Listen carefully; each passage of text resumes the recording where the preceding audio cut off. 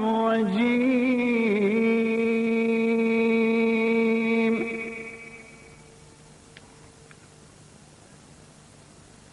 بسم الله الرحمن الرحيم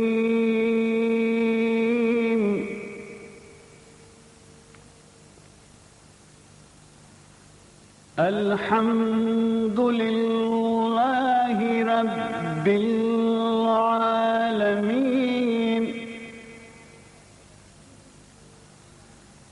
الرحمن الرحيم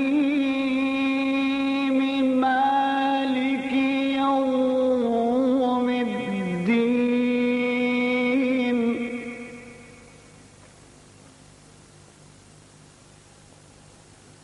إياك نعبد وإياك نستعين اهدنا الصراط المستقيم صراط الذين أنعمت عليهم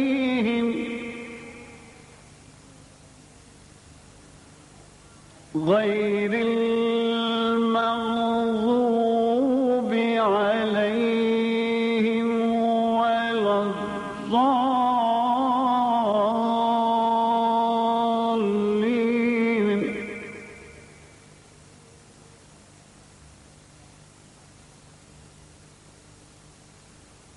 بسم الله الرحمن الرحيم. To get everybody's attention, and we're going to talk about a small topic which is very, very important, and I couldn't get a better crowd, better day than this. So this topic is about HIV and AIDS. I know it's a very, very devastating disease, but I can't help it. But we have to know the only way we can really, really fight this is by education and awareness of this subject, of this disease itself. Does everybody know that there are 33.4 million HIV cases in the world? And India estimates to be around 5 million positive patients in the world. So India is supposed to be the highest number of HIV cases in the world, out of which Maharashtra as a state has got the maximum number of HIV positive. So guys, we are not talking of something it's big time. What is HIV? What is HIV? The definition of which is human immunodeficiency virus. It's just another virus which enters the body and destroys the immune system. That's HIV, which is, we don't have to get scared because there are only three major routes through which the transmission of HIV can be done. 3 ways. The first and the most important is unprotected sex, sexual route. Unprotected sex is the 95% of all the transmission is through unprotected sex. The other one is through blood transfusion or through blood products. So either if you have an organ transplant or blood transfusion from without checking for HIV, or you use syringes, needles, which are without sterilization, or you should check whether you have brand new syringes. You never know what's happening where. So that's the other thing. And the third most important thing is from mother to child. Around 30% transmission rate is positive. So these are the only 3. All the rest, the way people talk about, is all misconceptions. The major reason for me coming here is getting rid of all these misconceptions. That by mosquito bite you can transfer HIV from one person to the other. It's humbug. It doesn't happen. Mosquito bite, no insect bite can get HIV transferred from one person to the other. Shaking hands, hugging another person is perfectly fine. There is no way it can be spread like that. The other ways which people say, if you eat from the same utensil or share a common glass, that's again a fallacy. It's not like that. You can't get HIV by sharing a glass of water or eating from the same utensils. You can swim in the same swimming pool. You can share the same toilets. These are all misconceptions which people take home with them. So that's the very major reason we should make sure that we don't take home such misconceptions. Our knowledge, our understanding of this disease should be so clear that, okay, this is how it happens and this is how it doesn't. There is no other way. So only 3 ways of happening, otherwise no. Through unprotected sex, blood and blood products, and from mother, HIV positive mother to child. Who are the people who are high at risk? They are commercial sex workers, people who are called prostitutes outside, people who have multiple sex partners, who use unsafe sex, drug addicts using IV injections and things like that are at high risk, and all the doctors, nurses who are handling blood products. These are people who are at high risk, and the husbands and wives of all the above mentioned people. So they also become the high risk people. We have to just make sure that we have our understanding of this disease clear, and if we can do that, there's no way anybody can get this disease. Since our community, the people are really small in number, this epidemic can really take communities in one shot. So it is very important for all our brothers and sisters to know what we are dealing with. If in case there are a lot of misconceptions and misunderstanding of this disease, what is the test? Assalamu alaikum wa rahmatullahi wa barakatuh. Bismillahir Rahmanir Rahim. The first question that I am called upon to answer is the question that we did not have time to touch upon at all during our sessions, and that is the vague allegation that is being made against Imam Hassan alayhi salam, that ma'adallah he had many wives, and that he kept divorcing wives so frequently that people became afraid to give him their daughters. Have I got the question right? Yes. Well, this allegation is totally without foundation. The first thing I would like to mention to you before I go on to say, yes, the question is that there are allegations being made against Imam Hassan alayhi salam ma'adallah that he was a person who married frequently and divorced frequently, so much so that people were afraid to give him their daughters. Is that allegation true? That, I think, is the question.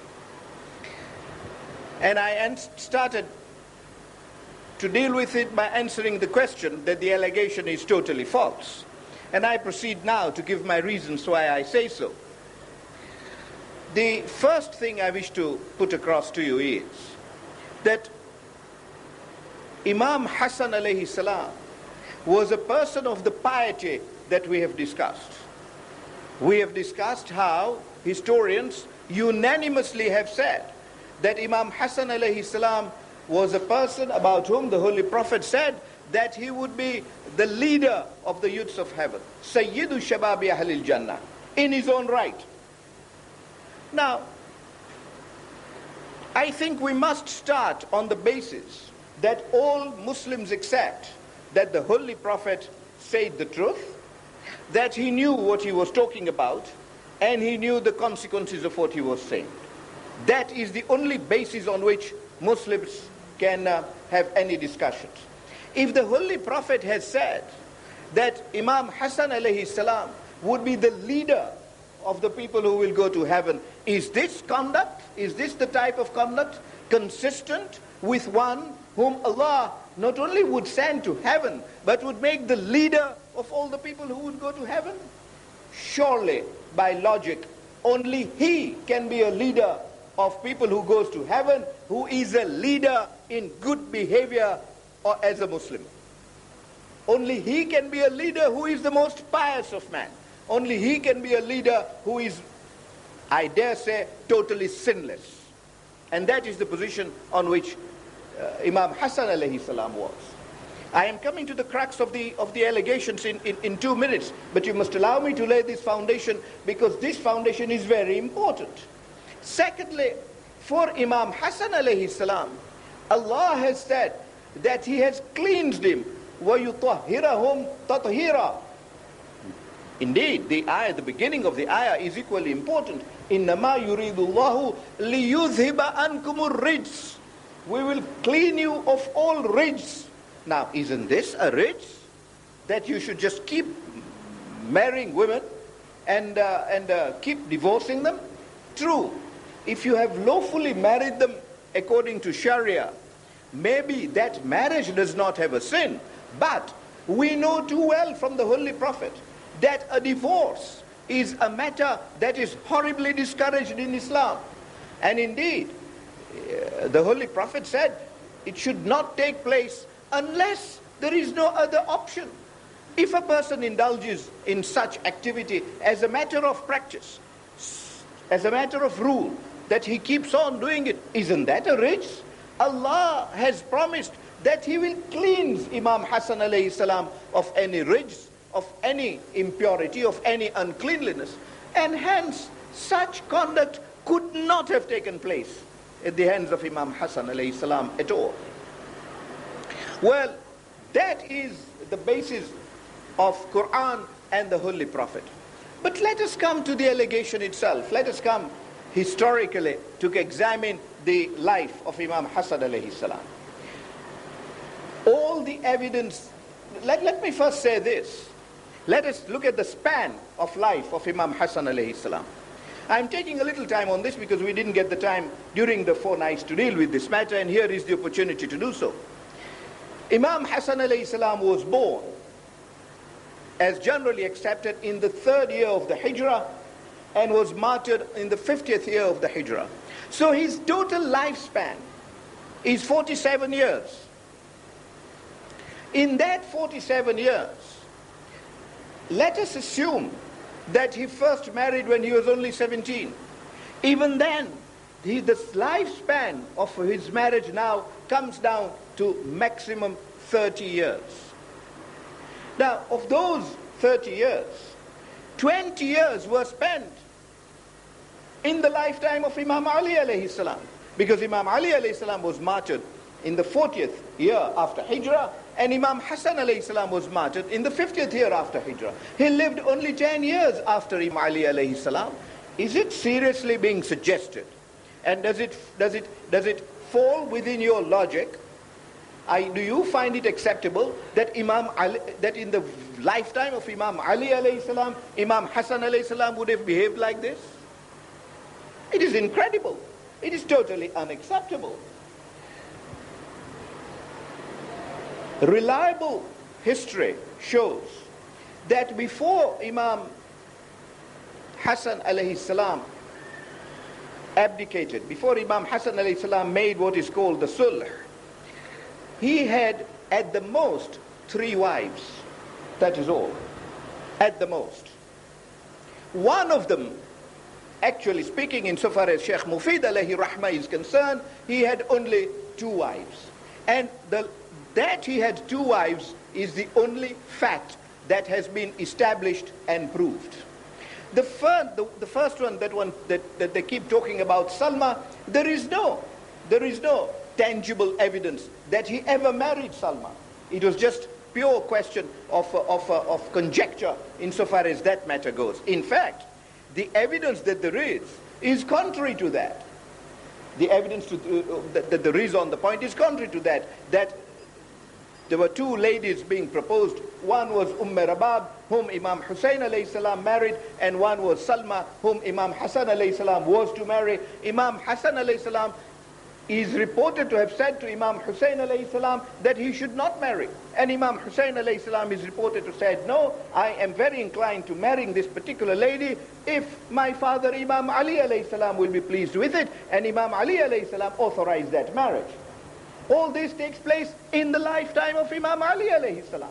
It is incredible in that society of those times that these imaman, whom Imam Ali describes as the sons of the Holy Prophet, should have behaved in a manner in which such conduct would not be acceptable to Imam Ali alayhi salam. However, keeping aside that question of Salma, there are only 2 established names. According to Sheikh Mufid alayhi rahmah, there were only 2 wives he married before he went to Kufa with his illustrious father Imam Ali alayhi salam, and that was in 36th year after Hijrah, when he was already 33 years old. So up to the age of 33, the only established names you get in history are really two. One is Ju'da. Now Ju'da is the name you keep hearing. She's daughter of Ash'ath bin Qais. That is the lady who ultimately poisoned Imam Hassan alayhi salam.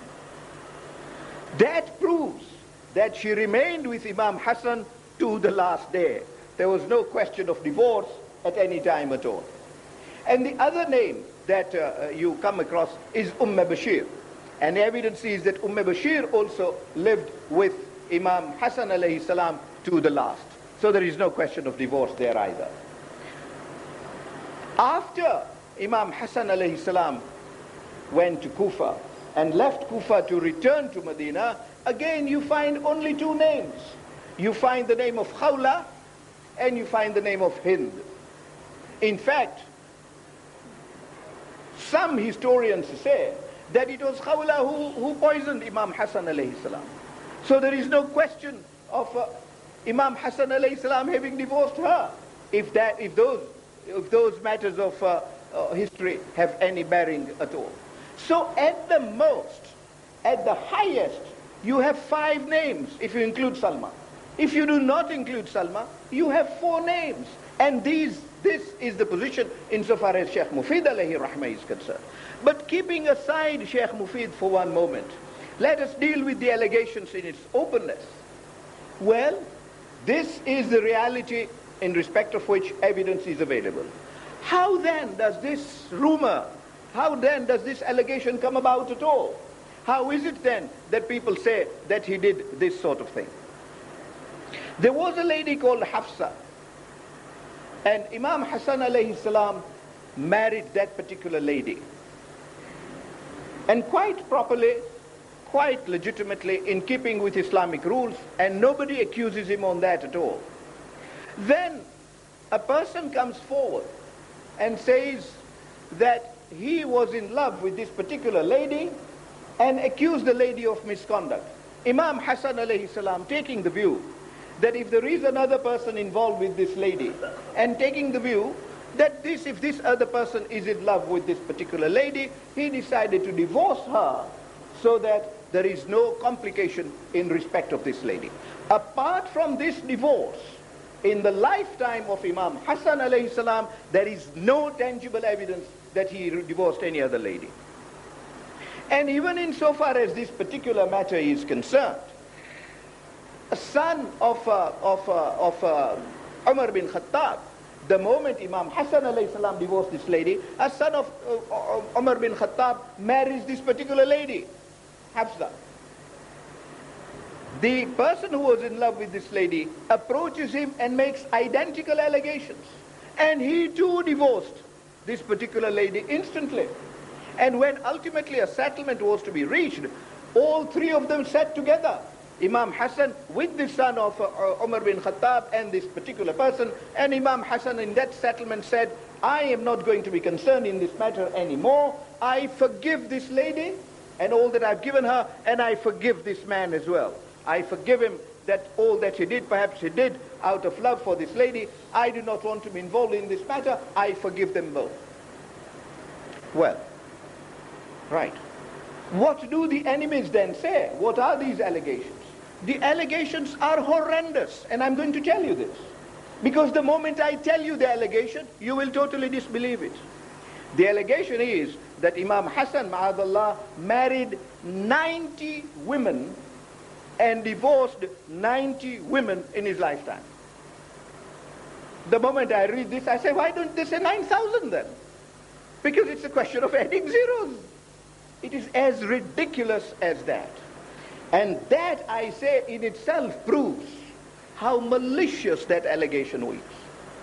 Now, when I started off, I said to you that the maximum marriage span of Imam Hassan alayhi salam, granted his life of 47, granted that he starts marrying at 17, was 30 years. Is it conceivable to you that in 30 years a person would marry 90 women? This is ridiculous. It is a question, therefore, of marrying one woman every 4 months and divorcing. Absolutely stupid thing to say. I dare say that if that did happen, the people would have turned round to ask themselves, is this the person for whom the Holy Prophet said that he would be Sayyidu Shababi Ahlil Jannah? Would they not have queried that? Would they not immediately have said, is this? وَيُطَهِّرَهُمْ تَطْهِيرًا? This is why I laid my foundation with these matters before I come to tell you this reality. It is absolutely too stupid to consider.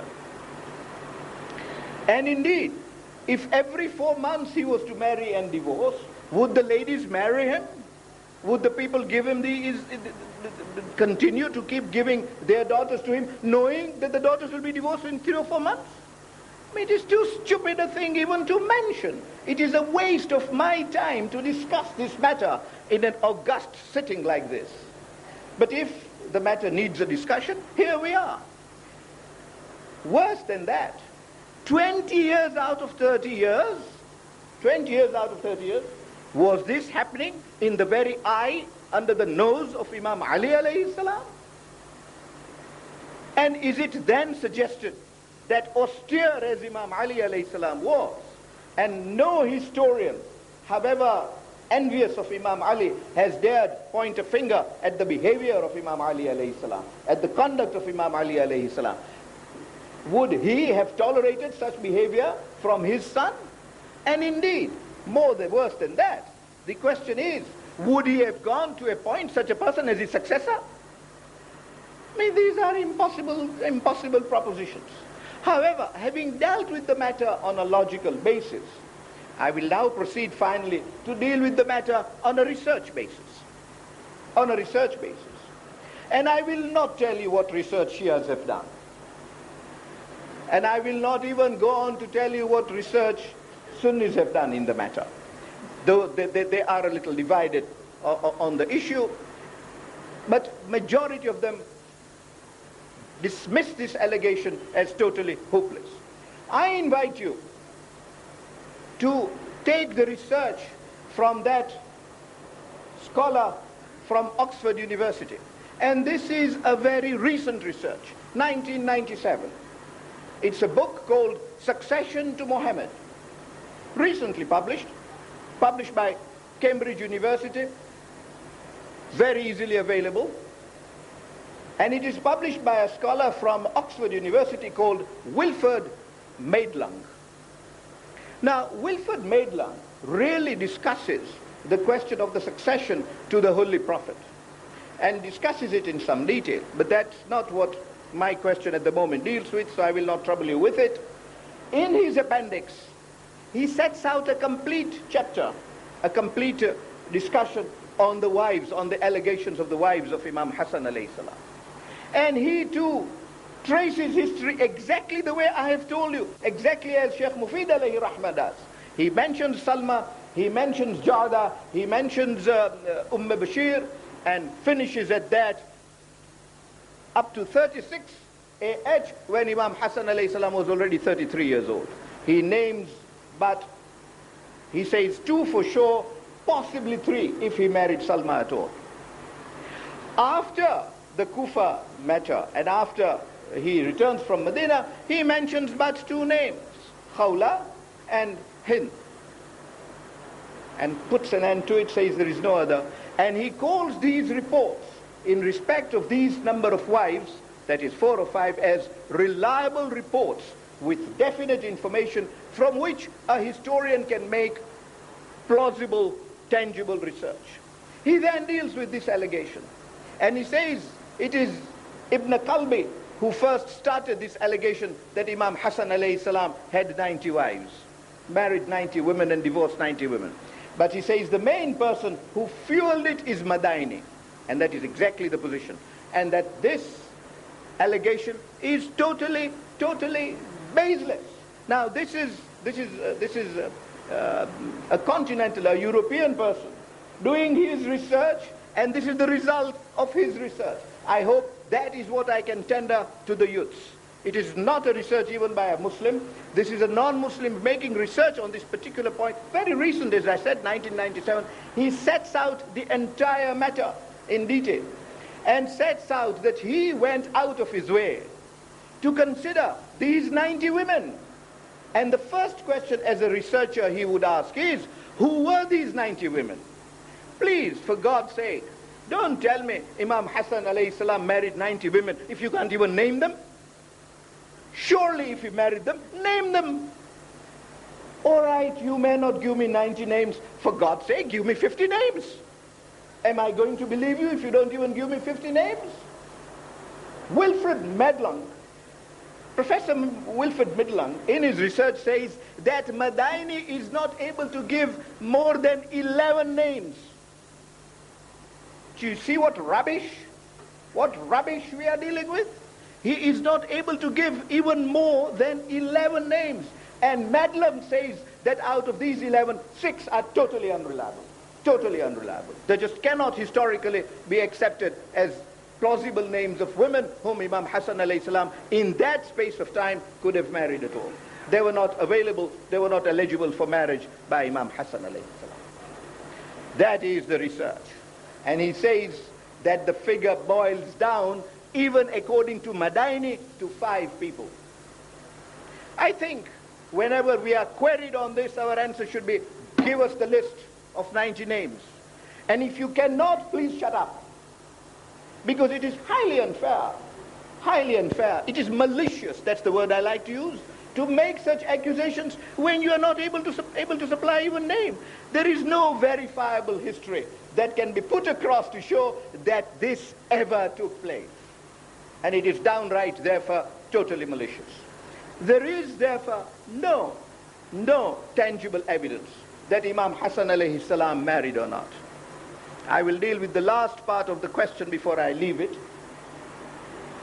Says, well, he married and divorced so often that people were not giving him their women. How did the 90 come across them? Where did the 90 come from if people did not give him? I mean, you can see how ridiculous that allegation is.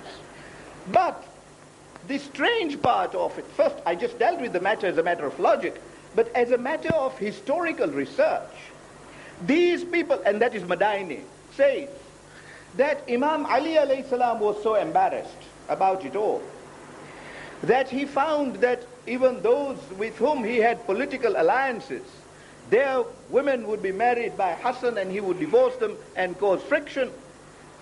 First of all, Imam Ali alayhi salam never had regard for political alliances. He was a person who conducted Khilafah entirely for Allah and for the pleasure of Allah. Full stop. There was no question of political alliances with him at all. If there was, the Kharajites would not have survived until 39 AH. Be that as it may, they turn around and say that there is a hadith, ma'adallahi ta'ala, from the 5th Imam alayhi salam, that Imam Ali alayhi salam went to Kufa and said, oh people of Kufa, please don't give my Hassan your wives, your daughters, because he will marry them and then divorce them. Now, can you believe that Imam Ali alayhi salam would do that? Would he not catch hold of Imam Hassan in his house and tell him, Hassan, you're going to stop it, and that is my order. And that order would have been binding on Imam Hassan alayhi salam. It was an Imam ordering him to do so. I mean, the whole thing is so ridiculous that it stinks of sheer malice and nothing else. But let me finish that hadith of Madaini.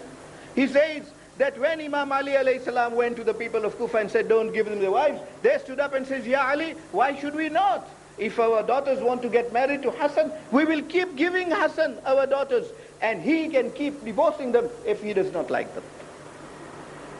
Now, such ridiculous statements will only come about when the whole basis of it is totally false. Imam Hassan alayhi salam, I dare say, was incapable of such behavior at the level at which he lived. I say this because I have told you he is a man who would fear Allah so much that he would not even sit on a horse to go to Hajj. He would go barefooted to Hajj. And when asked, he would say, Ya Allah, I'm ashamed to my Lord that I should be going to his house on a horseback. I can only go to the house of my Lord on my feet. A person who, when making wudu, would be shivering. And I have quoted Ibn Asakir for all of these propositions. I have given you leading Sunnite sources. A person who would be shaking in the course of his salah, his color would be green out of fear of Allah. How do you reconcile that with such silly, childish allegations made against him? But the crux of the matter is that when you make research, you find that no names of these women are available, no associations are available, and the maximum number of children that Imam Hassan alayhi salam historically is reported to have had is 15. Is just 15. So you can see how each of these facts that I put across to you contradicts this absolutely vague allegation.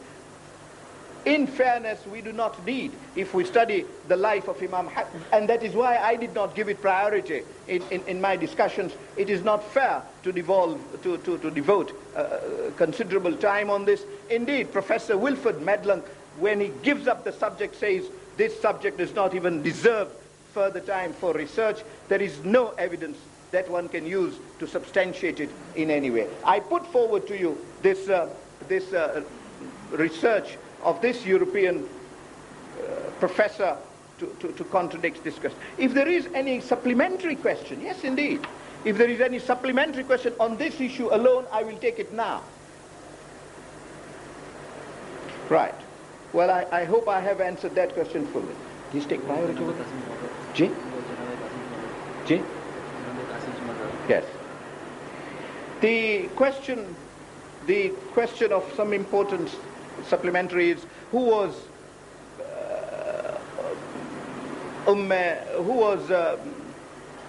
Shah Qasim's mother? Well, the name that we generally hear is Farwa. Sheikh Mufid alayhi rahmah does not give that name categorically. He does not give that name categorically, but Wilfred accepts that Qasim and Abdullah both were in Karbala, and that they were slain with Imam Hussein alayhi salam on the day of Karbala. He is not able to give the exact name of the mother of Shah Qasim. He does not, and he does not do so because Sheikh Mufid alayhi rahmah calls him Walad, but the name that is usually given is Farwa. I am not able to confirm that one of the names that I have mentioned is the name of that particular lady, but that she bore 3 children to Imam Hassan alayhi salam, and those 3 are included in the category, the list of 15 that I have given. Javed, that answers your question? Yes. Now, I'm grateful to those inviting me who have gone through these questions to pick up those relating to our subject first, so that we deal with them straight away. The first question relevant to us is quite an interesting one. It says, the Kharijites betrayed Imam Ali alayhi salam in Siffin, and fought Imam Ali alayhi salam in Naharawan also. Then how were they admitted in Imam Hassan alayhi salam's army? The answer to that question is this. In Naharawan, Imam Ali alayhi salam, if you remember our discussions last year, when he got to Naharawan, he set up a standard outside his headquarters and said that those who will circle round this standard, I will give them amnesty. I will just give them amnesty, and they will be pardoned. I will not kill them. I will not take any action against them. But if this moratorium that I am extending will not be honored, then I will fight you out.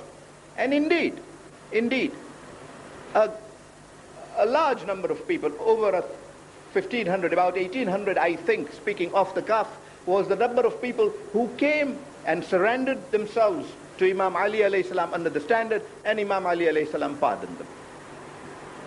Now, because they were pardoned under that moratorium, under that amnesty that Imam Ali alayhi salam extended, they became free men, and they became part and parcel of society. It was no longer possible to discriminate against them. They remained, but they disclaimed any association with the Kharijites publicly and visibly. The others, Imam Ali alayhi salam fought and killed a large number of them. 80 to 90% of them were killed. Some ran away. And those that ran away established their contacts from Nahrawan, from Basra, once again into Kufa, and established their contacts once again, resulting in them.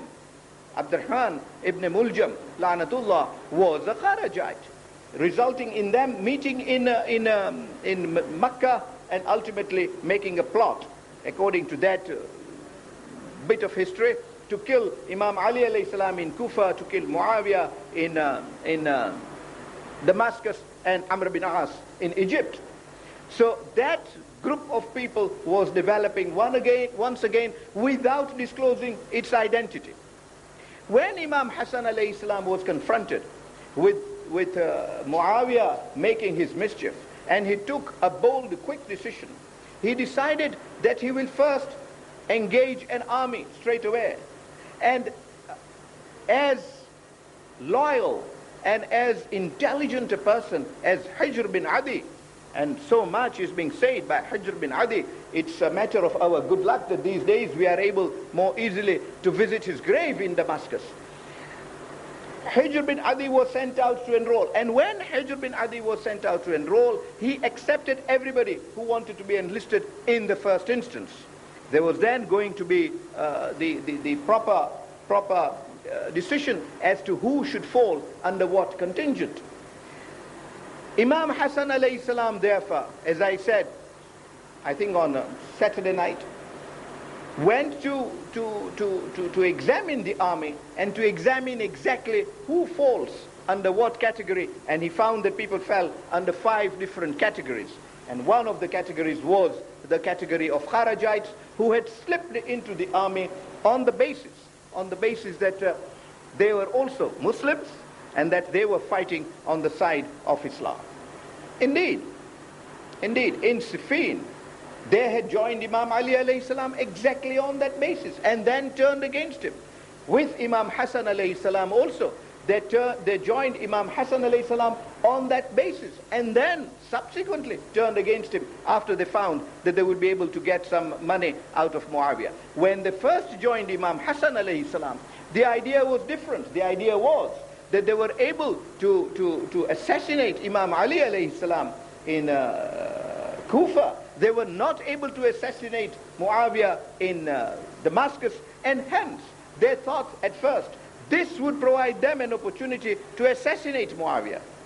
But when they found that they can make money from Muawiyah first, they turned their tails in a way that one would expect these Kharajites to behave. That is how the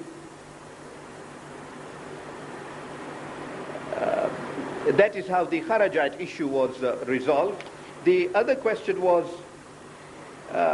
did the Holy Prophet have any children in subsequent marriages after the Shahada of Bibi Khadija alayha salam? Yes, Hazrat Ibrahim was born. Hazrat Ibrahim was born after Bibi Khadija alayha salam, but he did not survive at all.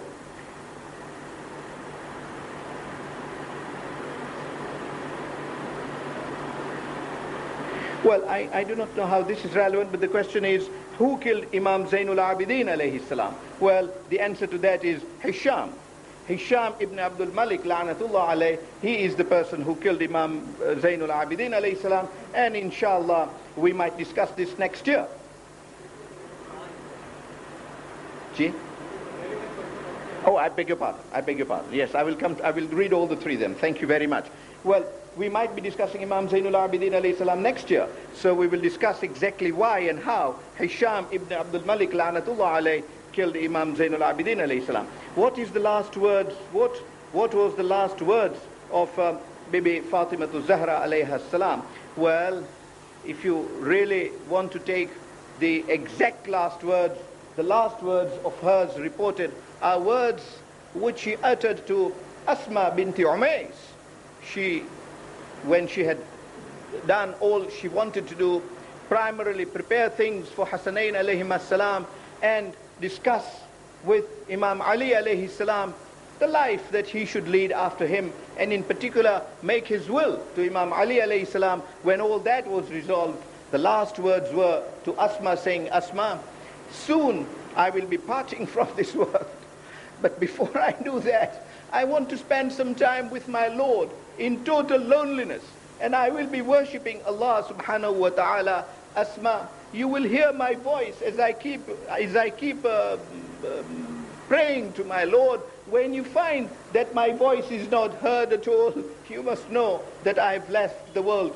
That is the time when you should come and look for me, and you will then be able to know where I stand. And indeed, when Asma stopped listening to stopped hearing the words of prayer of Bibi Fatema Zahra alayha salam, her first words were, oh my mistress, oh daughter of the Holy Prophet, are you with us, or have you too also deserted us? And so saying, opened the door into the room in which Bibi Fatema Zahra was praying. What was the age of Bibi Fatema Zahra when she was martyred? The age given generally in most of our authentic work is the age of 18 years.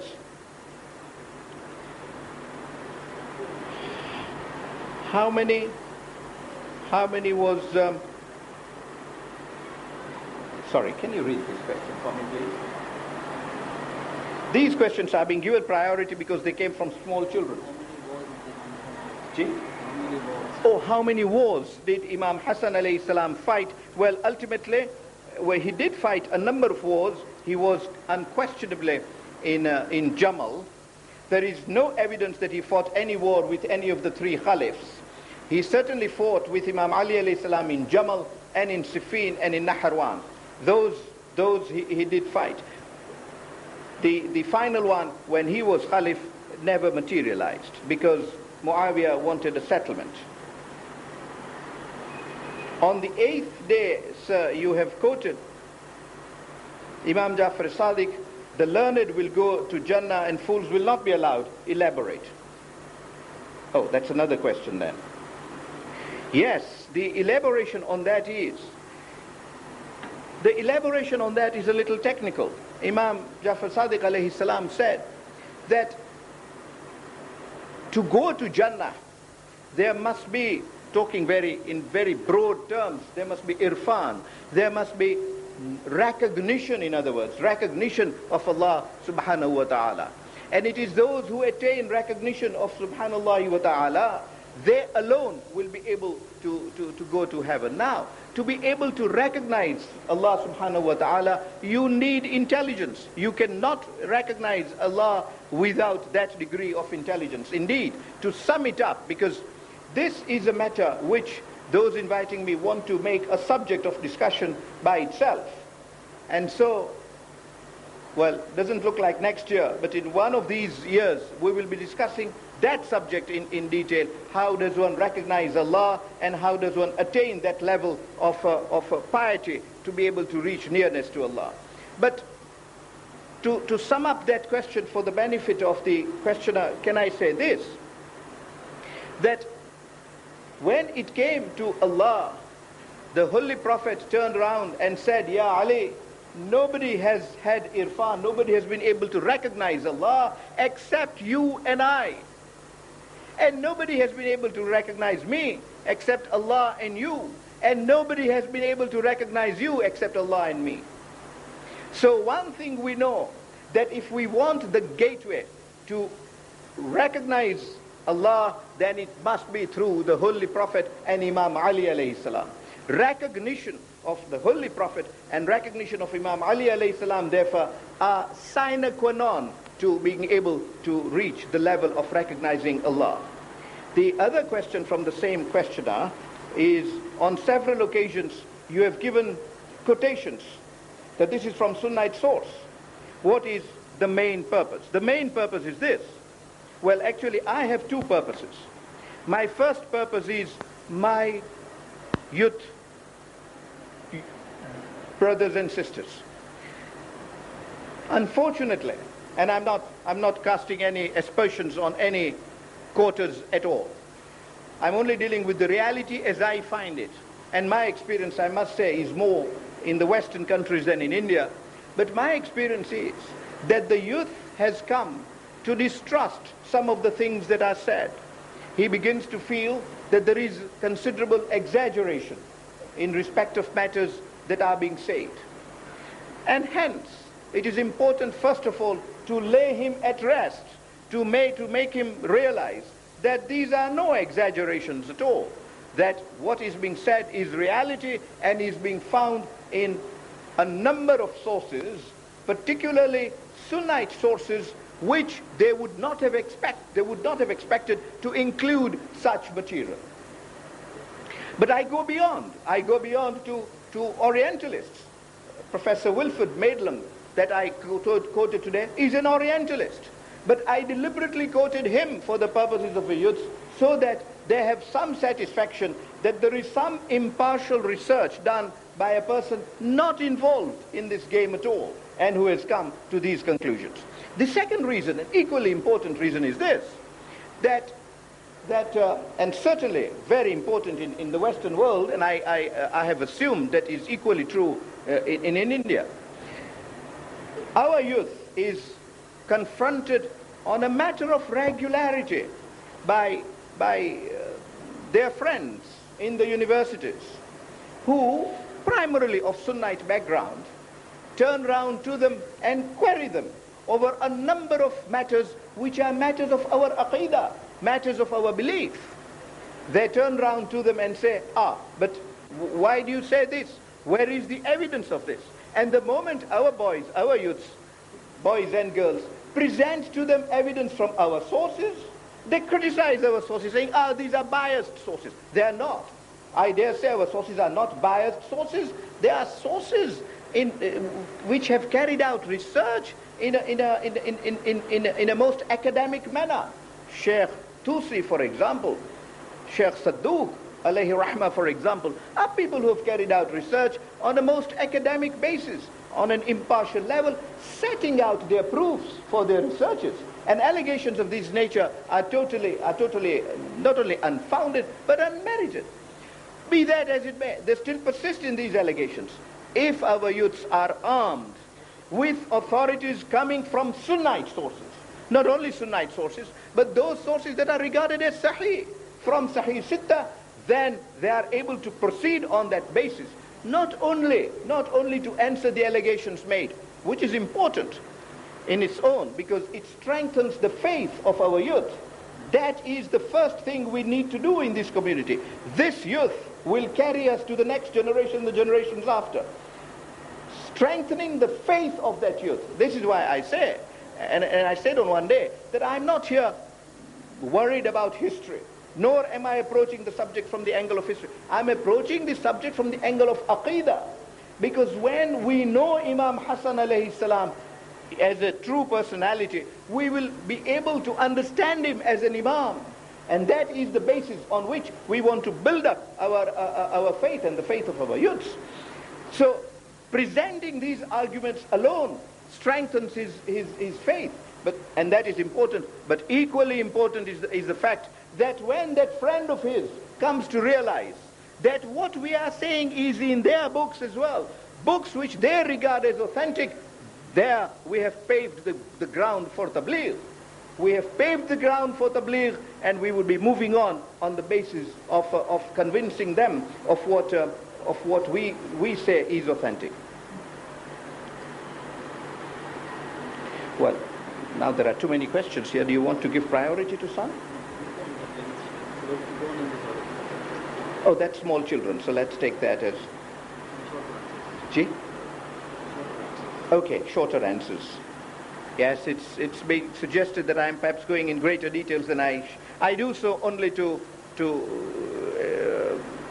give opportunity for supplementary questions and to elaborate the matters, but we can certainly cut down.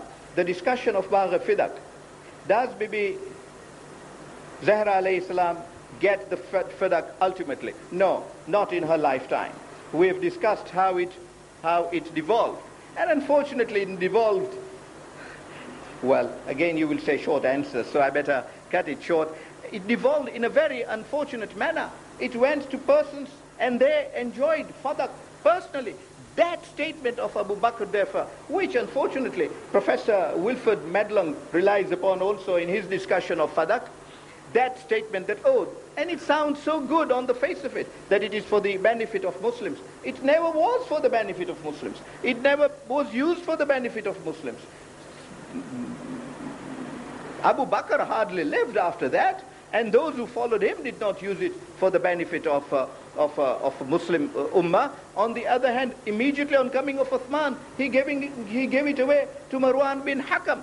In fact, the contrary was the truth, that so long as that income came in the lifetime of Bibi Fatema to Zahra alayhi salam, it was used for the benefit of Muslims. What ultimately happened to Fadak was that it kept revolving. Sometimes they returned it to Ahlul Bayt, and sometimes they took it back. But I have set out the history of that fully on the fifth night that we discussed the life. We discussed the question of Fadak. What was the age of Bibi Fatima at the birth of Imam Hassan alayhi salam? It is said that she was about 12 years old or so, or 11.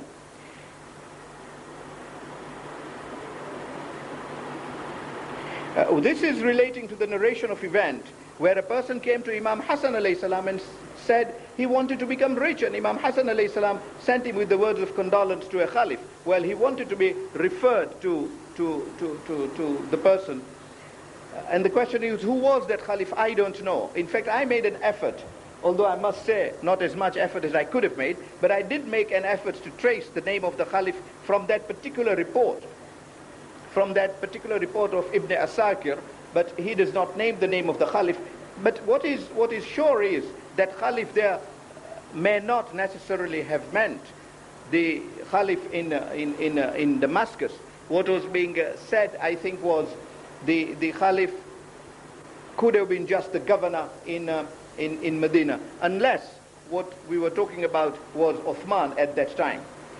What had his daughter done that it was said that it was better that she died first? No, it is not that she had done anything that it was said that it was a good thing that she died first. What was being said was that if she died first and the Khalif was on her grave, then the Khalif covered her for sure. She would be treated with honor and respect, that what died was the sister of the governor, of the Khalif. On the other hand, if the Khalif died first and she went on the grave of the Khalif, wailing and lamenting, as I put it, she might have exposed herself in a manner that people might have said was not becoming of the behavior of a Muslim lady. Why is it said that Imam Hassan alayhi salam will be leader of the youth? It is said precisely because, and only because, the Holy Prophet said so. Only because the Holy Prophet said so. Nobody else would have dared say so. Who knows who will go to heaven and who will not? And who knows what will become of people after accounts are taken? But one person whom Allah vested with that knowledge was the Holy Prophet. And indeed, the Holy Prophet knew from what Allah had told him, from the knowledge Allah had given him, that Imam Hassan alayhi salam would be one of those who would be not only going to heaven, but he will lead those who will go to heaven. Are those questions from the ladies? You have only given me questions from gents. Oh, they are mixed. The questions from the ladies are included here. One of the hadiths of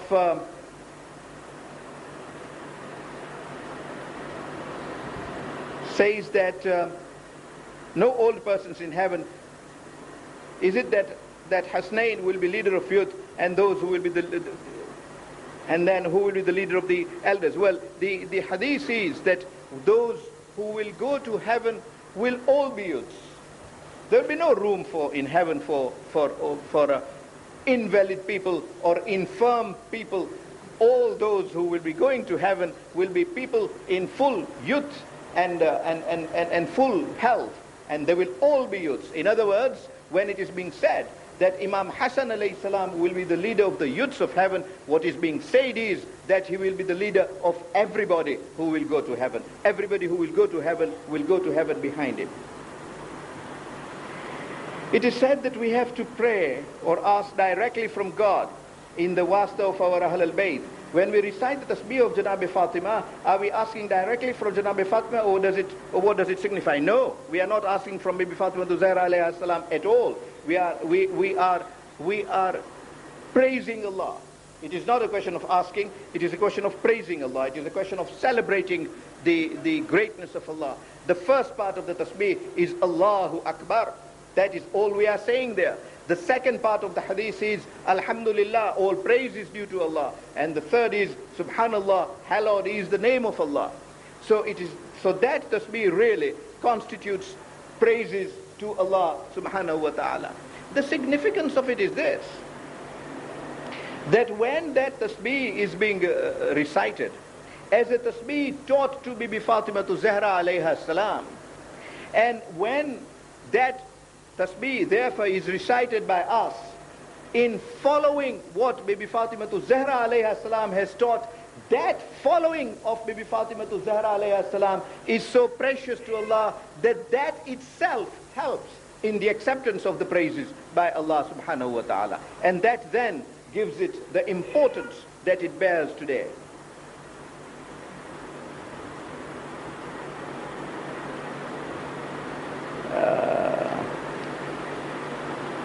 You said that Imam Hassan alayhi salam said that only those who fear about the deeds are afraid of death. But Imam Jafar Sadiq alayhi salam has said that Hakim Luqman advised his son that even if you carry the good deeds of all man and jinn, still fear Allah that you may be punished for your deeds. That is absolutely right. Because what is accepted by Allah and what is not accepted by Allah is a matter for Allah alone. He alone knows. I think I had the opportunity once to say that the position with respect to our statements of thawab is so much stricter than our bank statements. Our bank statements are confidential to other people, but at least we get copies. We know what is our balance, whether we are in overdraft or whether we have a balance. With thawab, even the statement is even confidential to us. It is when the right time will come that the statement will be given in the right hand or the left hand, indeed. Yes, but that does not contradict what Imam Hassan alayhi salam told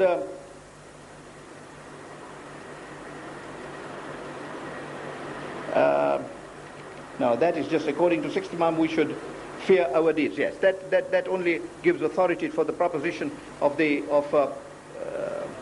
what Luqman said.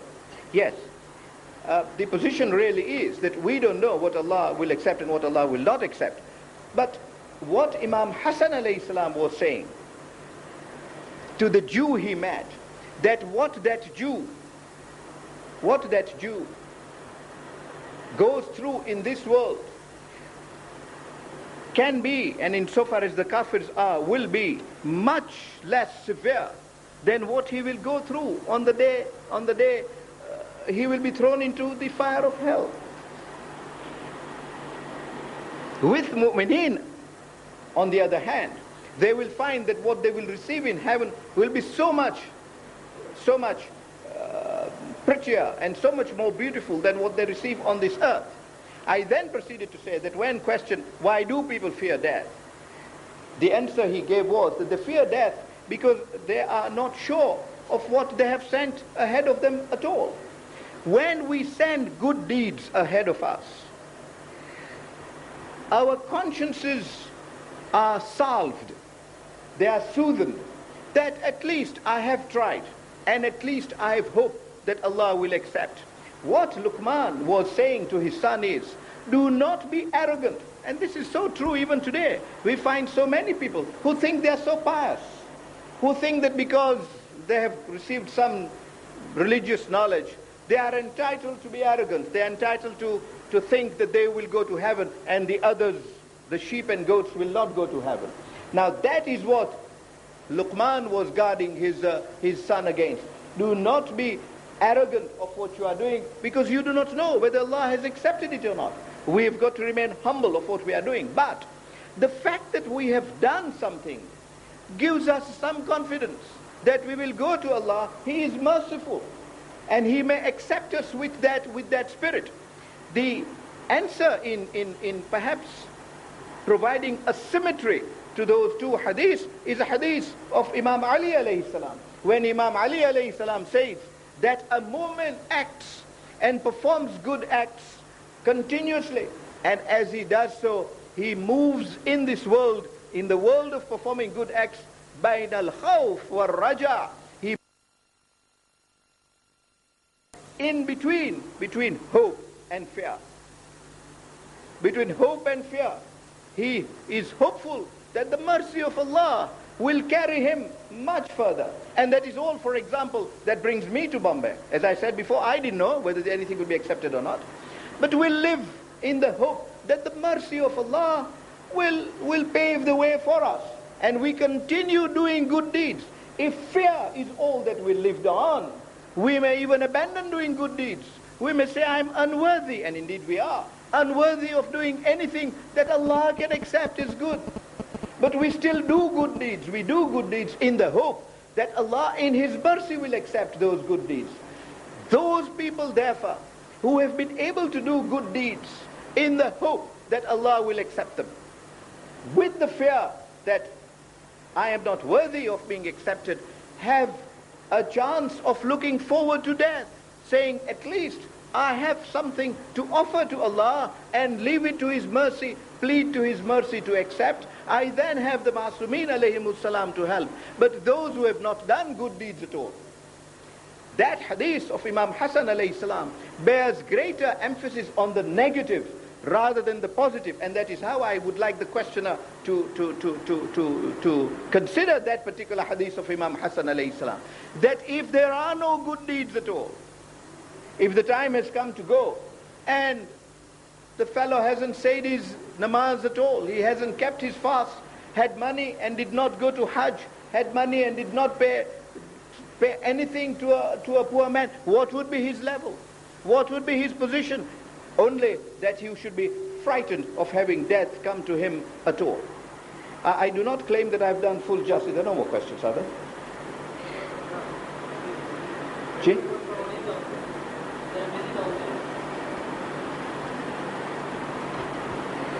It has been mentioned in Quran and also stated by you. I think I've dealt with all these. Do you want to check me? I think I've dealt with them all. It's been mentioned in Quran and also stated by you in the sittings that Allah has elevated Bibi Maryam, may peace and mercy be on her, above all the women of the world. Yes. Inna astafaqi wa tahharaki ala nisa'il alamin. Yes, so those are the words in the Quran. How are we to say that it Bibi Fatima, may Allah have mercy on her and her holy progeny, is above all the ladies of the world based on the traditions? Can traditions give precedence on the ayah of Quran? No, that's an easy question to answer. Tradition cannot take priority of ayah of Quran.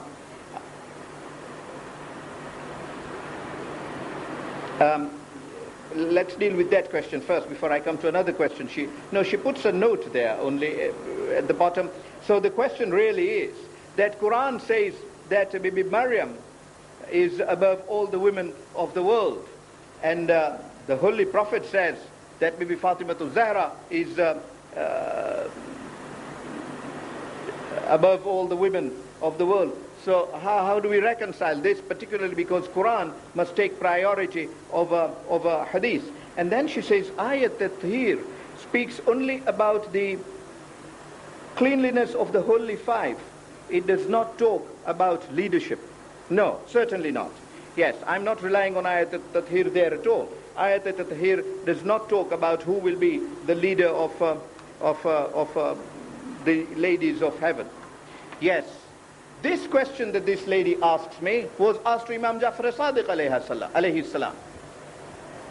He was asked exactly this question, that Quran says that Maryam is the leader of the women of the world, and the Holy Prophet says that Bibi Fatima Zahra alayha salam is the leader of the women of the world. How is this reconciled? And the answer that Imam Jafar Sadiq salamullahi alayhi gave was this, that ayah of Quran relating to Bibi Maryam, related to all the women who lived up to the time of Bibi Maryam only.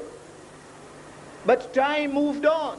And when time moved on, and it came to the time of Bibi Fatema to Zahra alayha salam, then her leadership over all women included all the women, even those born after Bibi Maryam and those to